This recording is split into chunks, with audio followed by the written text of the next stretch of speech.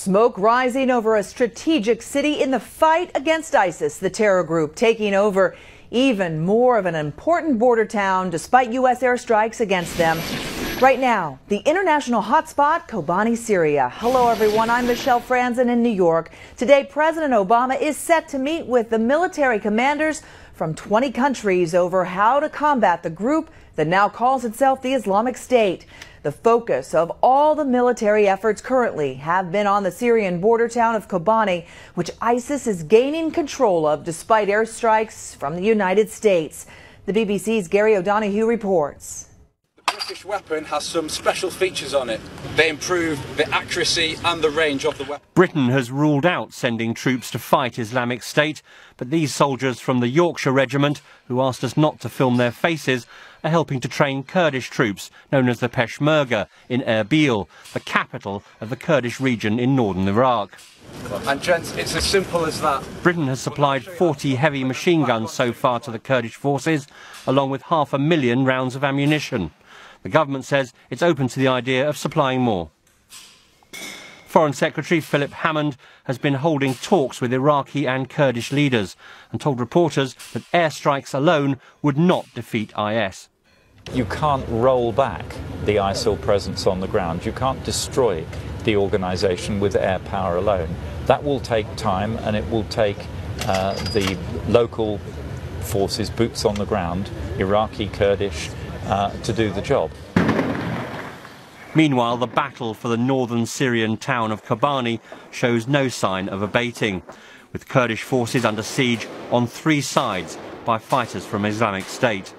These pictures, shot by Kurdish forces over the weekend, appear to show the furious building by building, street by street gunfight that's being conducted through the town, as the Kurds hold out against the superior firepower that IS can call upon. Reports on the ground suggest that Islamic State has captured around 40% of Kobani, though Kurdish fighters are putting up some stiff resistance, with some IS elements being pushed back, at least temporarily. In Washington, President Obama's former defense secretary and head of the CIA has suggested that things may have been different if the US had left a residual force in Iraq to aid stability. As events have pointed out, and as the President himself has said, if the United States doesn't lead in these crises, nobody else will. Few believe that today's meeting in Washington can affect the fate of Kobani. But with the UN also warning of a humanitarian disaster in the Iraqi province of Anbar, the pressure is on the coalition to show that it has something resembling a plan to defeat Islamic State. Gary O'Donoghue, BBC News. And we are joined now by ABC's Alex Marquardt from our bureau in Beirut. Alex, you've spent a lot of time near Kobani on the Turkey-Syria border. Tell us about this area and what makes Kobani such an important city in this fight. Well, good afternoon, Michelle. Well, I think you really have to look at it 2 ways. First off, strategically, this town sits right on the Turkey-Syria border. If ISIS were to take it, it would become an ISIS stronghold perched there right up against Turkey. And it would also give ISIS essentially a straight line from their de facto capital of Raqqa in Syria straight to the Turkish border. So it would give them a much easier way to maneuver about the country, supply lines, that sort of thing. There are also humanitarian concerns. You have over 200,000 residents of Kobani that have now fled into Turkey, refugees. The United Nations has warned that thousands could be massacred if ISIS were to take it over. That number is in dispute. The estimates range from hundreds to thousands. So that's on the strategic front, but perhaps more importantly, it's highly symbolic. And U.S. officials over the course of the past week have emphasized or have tried to get essentially the media to stop focusing on Kobani and look at the bigger picture. One of the reasons, frankly, that we're so preoccupied with Kobani is because we can see it. It's right on the border. If you're in Turkey, where I was just a few weeks ago, you can watch the battle taking place. You can watch ISIS trying to go into the city, firing mortars and artillery into the city. You can watch this war play out in real time. It's incredibly visual, and it's obviously incredibly interesting for people on the ground and for those of us watching on TV to watch this fight with ISIS play out before our eyes. And quite frankly, if this town were inside Syria, certainly we would be talking about it, but far less because it's not as visible. So it has fueled this narrative that perhaps the U.S.-led coalition isn't as successful as expected, that despite all of the airstrikes, and the vast majority of the American-led airstrikes over the past week and a half have been around Kobani, it has fueled this narrative that ISIS continues to advance despite all of these airstrikes. And we saw 21 yesterday alone. And so it's incredibly important both for ISIS to be able to say, well, we took this town despite the American efforts, and it's incredibly important for the U.S. and its allies to be able to say we were able to stop ISIS because of these airstrikes. And with that said, there were also reports that Turkey might allow the U.S. to use its bases to launch more airstrikes. But what are we learning about that deal now? Well, it's still pretty unclear. We heard from Washington, from the Pentagon, that the Turks had agreed to train Syrian rebels inside Turkey. We heard that they had allowed the U.S. to use a base in southern Turkey from which to launch attacks on ISIS in Syria, and that's incredibly appealing because of the proximity to the border, because of the proximity to the targets. That would make it much cheaper. But then the Turkish Prime Minister's office saying that deal hadn't been solidified, that negotiations were still ongoing. The Turks would also like to see a buffer zone. They'd like to see a strip of land inside Syria that were protected by a no-fly zone, so that the Syrian refugees could stay inside Syria and not have to come across the border. So there are still some conditions that Turkey's working towards. It's a very fluid situation. There are these big discrepancies between Washington and the Turkish capital of Ankara, which hopefully we'll find out more from Secretary of State John Kerry later today. And so much going on in that region. In Iraq now, ISIS has apparently taken over large sections of the Anbar province, including another Iraqi army base. It seems whenever the U.S. focuses airstrikes on one particular region, ISIS makes a move somewhere else. How is this group able to adapt so quickly? Well, keep in mind that they control a huge swath of territory between Iraq and Syria, around 35,000 square miles, stretching from northern Syria down into southern Iraq, right on the doorstep of Baghdad. I think if you were to ask the U.S. Air Force, they would not say that they're overstretched.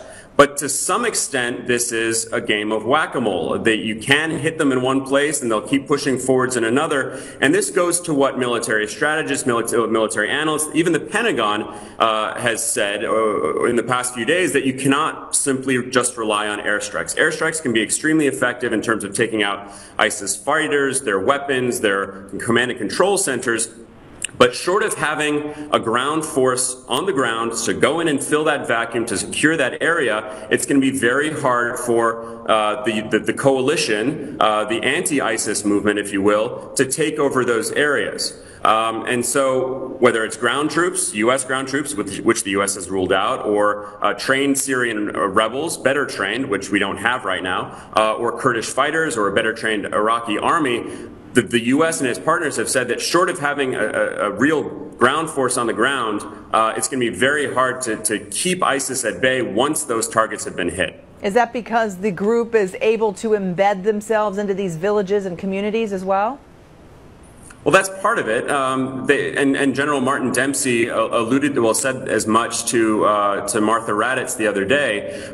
They are leaving their main structures, their main command and control centers. They are melting away from, say, their capital, Raqqa. Even in Iraq, they are going more into the villages. But they can resupply. They have, frankly, even if the U.S. is hitting supply lines, even if the U.S. is hitting, say, tanks or armed vehicles or artillery, they are still able to resupply. Those supply lines are still open. They control major highways. They control major roads, both in Syria and Iraq. And so until you have some sort of ground force that can go in and take those areas back after the airstrikes, chances are they're going to continue to be able to resupply themselves for quite some time. And you mentioned President President Obama is set to meet with army chiefs from 20 countries to discuss this fight against ISIS, including the Turkish army chief. Now, the pressure is mounting, of course, for Turkey to do more. Will this country get more involved in the war? In short, yes. I mean, Turkey has said as much. They've said that, when it comes to protecting their stability, they will do whatever it takes politically or militarily. But it's clear that they want to do it on their terms. They haven't joined the coalition despite immense U.S. pressure. They haven't lifted a finger yet to take part in the fight against ISIS. Their forces are sitting on the other side of the border watching this fight unfold in Kobani, essentially watching ISIS take over large parts of Kobani and possibly all of it, and they haven't really done anything. And in the case of Kobani, remember, Kobani is Kurdish. The Kurds have been fighting against the Turks for 3 decades, and so it's not necessarily in the interest of the Turks to go in and save the Kurds in Kobani. So I would imagine that at some point the Turks will get involved. As I say, they will do it probably on their own terms when they feel that their interests are threatened. And of course, Turkey also accused of not having that proper border security, which is how so many Western ISIS fighters got into Syria in the first place. Was that a deliberate move by Turkey to let the fighters go across the borders? They certainly facilitated the movements of these foreign fighters. Early on in this war, which has been dragging on for over 3.5 years now, Turkey made it very clear that they wanted to see Assad fall. He's still in power, so Turkey has facilitated or turned a blind eye to the crossing of the border by these militants. They've allowed weapons to go in. I mean, I've traveled down to that border countless times, and if I had been deputized as a Turkish border guard, I could have told you who these guys were, who probably shouldn't be allowed into Syria, or at least who should come under greater scrutiny. So they're not very hard to spot. And early on, ISIS didn't exist. These were foreign fighters who were going in to join the cause to bring down Assad, which was the same thing that Turkey wanted to do. And then gradually the fighters, and certainly the Western fighters in Syria, became more and more radicalized. We saw the rise of al-Qaeda in Syria in the form of Jabhat al-Nusra, the al-Qaeda offshoot, and then the rise of ISIS. And that's sort of when it started to scare Turkey, and that's when they started getting a lot of the Western pressure. And so they have, in recent months and now, secured that border, which, remember, is 500 miles long. It's extremely porous. Before this war came about, people would go back and forth all the time. Large sections of that part of southern Turkey are historical Syria. You've got families on both sides of the border. So it took a huge amount of effort for Turkey to secure that border. They're doing a better job these days. But to some extent, it's like closing the barn doors after the horse is bolted. So with that said, what can the U.S. or the U.K. or other coalition members do to put any pressure on Turkey to change course, to get more active against the fight, or to close off and seal off those border areas? Well, that's really the big question, and it hasn't been answered yet. And so Turkey, President Erdogan is coming under immense pressure from the White House, from Secretary of State John Kerry, Secretary of Defense Hagel, but clearly they haven't made the case strongly enough. Turkey hasn't come around. Turkey will be doing this, as I say, on their own terms when they feel like their interests are threatened. But there's really only a limited amount of pressure that the U.S. can exert, and they are really applying it right now. ABC's Alex Marquardt from our bureau in Beirut, thank you for joining us. And you can keep up with this story in real time by downloading the ABC News app and starring this story. For exclusive updates on the go, you've been watching International Hotspot. I'm Michelle Franzen in New York.